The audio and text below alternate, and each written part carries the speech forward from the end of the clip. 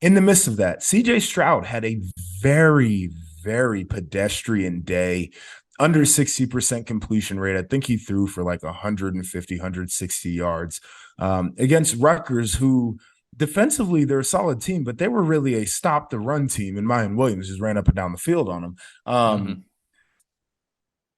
He missed some wide open guys, just didn't see it well. I don't think he was stepping into throws. Is there any reason for concern with this guy, or is this just a day where he wasn't clicking? I think that's one of those things like playing the quarterback position at an elite level consistently is probably one of the hardest things to do. And that's why when you really talk about it, like the best of the best, there's probably like three or four of them, and they've been able to do it at a more efficient clip than anybody else. Like, I'm not worried about this kid at all. Um, got 18 touchdowns this year through 5 games. Like, he's still going to be a Heisman contender. He's still going to have some bigger games down the road where he's going to have to perform. Doesn't have Jackson Smith and Jigba back yet, really.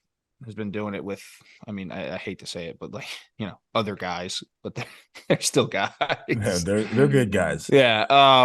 But he's been doing it with guys that, maybe, I mean, some of them that he didn't think he would have to do it with. I'm not too concerned. And then to me, like the fact that Mayan Williams had, I think he touched it 21 times, almost Yep, 190 yards and five yep, touchdowns on the ground, like yeah. massive, massive day. That's if I'm CJ, I'm like, hey man, thanks. Because that's just something else another team now has to prepare for, take a little bit of pressure off CJ and go. So I'm not worried about him at all. I think they still won the game 49-10.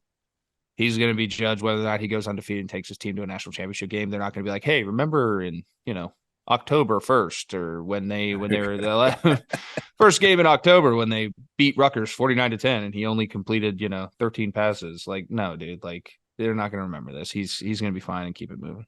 Yeah, it's I just wanted to hear your perspective. I'm not worried either No. necessarily. I think that one thing that CJ does is sometimes he just won't step into throws, and he'll just, he'll trust his arm to get it out there. I think mechanically, Mm-hmm. a lot of college quarterbacks struggle, and I can't tell you what the reason is. Like, and I know it's totally different. Like, you can't watch Tom Brady and Patrick Mahomes and Aaron Rodgers Well, all day and expect college guys to look like that. But I mean, like, they're so unrefined. here's the other thing to me, the quarterback position and quarterback coaches out there in the world, in the country, like at the high school and youth level, they've turned a lot of these kids into robots. And I feel like there's a vast majority of people who think that when you're in college, like you're kind of in your prime. Like to me, you're still in like this discovery phase. Like the quarterback position, to me, there's this really long discovery phase. You're probably not in your prime till you're like late 20s, maybe even early 30s in terms of fulfillment and feeling um, in total control of all the movements as a quarterback.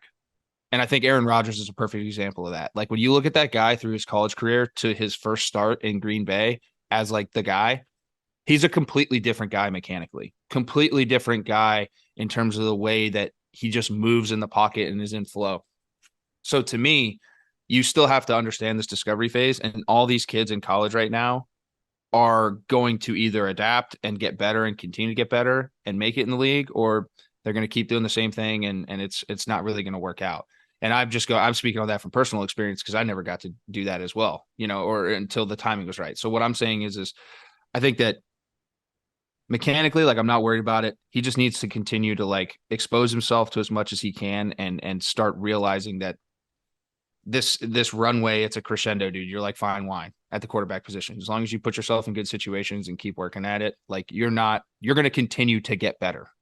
You're not even probably halfway there yet in terms of what he can be mechanically. That's really good perspective from you. And talking about CJ, you mentioned Mayan Williams in the day that he had. I just wanted to throw this nugget out there for the people listening. And I said that he has been the most impressive player in the Big Ten to me so far this year. And a lot of people took exception to that. In Illinois fans, especially because of what Chase Brown is doing, and he's very good. Mayan Williams in 2 games of Big Ten play, averaging over 9 yards a carry, and he has 7 touchdowns in 2 Big Ten games. And this is a guy who is listed as their number 2 running back on the depth chart. Very impressive. But it brings out this conversation, though, because we know CJ Stroud is a Heisman frontrunner. Mayan Williams just had this huge game.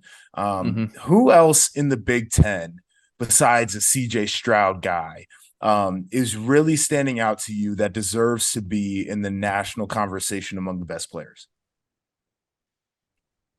Man, it's hard, man. I think there's a lot of really good players. And I mean, I think Blake Corum, but he's been getting his roses. Talia Tagovailoa, like you were saying, we've talked about him for the past 2 years. I think he's just continued to get better and better.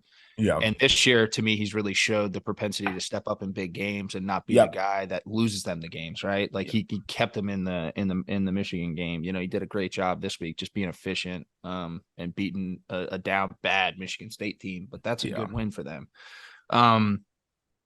And then I really think, like, because I looked at it actually, like I looked at, you know, we talk about this, we prep for this show. And I looked at the Big Ten stats, and there's just a lot of really good, efficient play up and down. Like, there's nothing that when you're starting to talk about this, and obviously Heisman and that comes into account, like, you know, and I know just as well, like, there's a certain threshold that you need to hit. And like CJ right now is really the only guy that's in that threshold of like numbers, stats, and then overall team performance. Yeah, like it's him or Blake Corum, you know, within the Big Ten. But I mean, don't take that away, dude. There's a lot of really good players right now that are playing really, really well, and just to name a few of them. But I mean, hell, we'll see what happens. But there's some really good football players in the Big Ten. Yeah, I mean, I look at Lia Tagovailoa as a very interesting one to me. You know, if Maryland can continue to stack wins, they're going to be a ranked team here. And they played Michigan really tight. This is a guy who's completing 75% of his passes right now. And it's not that he's not throwing the football. He's throwing the football. They got a lot of pass attempts. He's good for 280 plus yards per game. I think it's impressive. And then you mentioned Blake Corum, like, dude is just really good. And to me, he is the centerpiece of this Michigan offense as of right now. And the reason why everybody else can go out there and make the plays that they're making. So those would be the guys. For the Illinois people, I got to mention Chase Brown. Volume back. He's leading the Big Ten, isn't he? Yes, in rushing, like in pretty much every category. He might be up there nationally. Let me pull up the national stats here. Just to me, like, it's going to be really second hard. In yards per game nationally rushing. Yeah, it's just going to be really hard for him unless they go out and fuck around and win the Big Ten. Like, if that happens, then you're talking about him in terms of like national stage and national recognition. That's what Illinois has got to do. Well, I mean, if they win the West, which is perfectly in view for them, I mean, he's going to be in the conversation for a lot of these national awards, which goes to our last topic here in terms of our big storylines. But like, West is wide open. Everybody's 1-1 except for Wisconsin, who's sitting there at 0-2. Illinois had a big win. Purdue pulled off a victory over Minnesota. Like, does this change your perspective on the West, or are you still kind of, you said it early, Minnesota's the class of the West. Do you think that they're going to be challenged? Because Illinois, you got Iowa coming up, and then I believe the week after that is Minnesota. Yeah, I mean, I think I still believe in Minnesota. I think they're the most complete veteran team. And I think that that's going to pay dividends towards the back half of this year. And just in terms of having been there, having been in the hunt, not really getting it done in the past, just having that feeling and a lot of those core guys still there. I think that's a big, big part of it. But obviously, like, you can't take away this Purdue team. I think as long as Aiden O'Connell's on the football field for Purdue, I think they have a chance. I know he didn't play well last week, but I'm completely sold on that kid. And to your point, I think this Illinois team's scary, but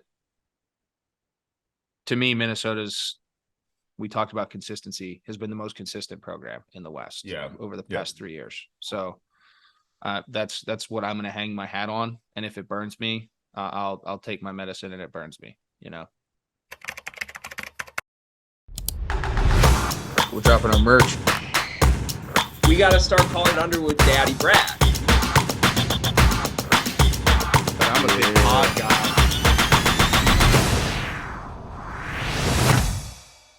Breaking news. The Field of 68 has an online store, and it's your one-stop shop for the latest and greatest merch in college basketball and college football. You can find shirts to support your favorite team, make fun of your rival team, or boast Field of 68 catchphrases like Daddy Brad, Cussin' and Discussin', and the Star Heels. Go to www.fieldof68.shop today and enter promo code touchdown for 20% off at checkout.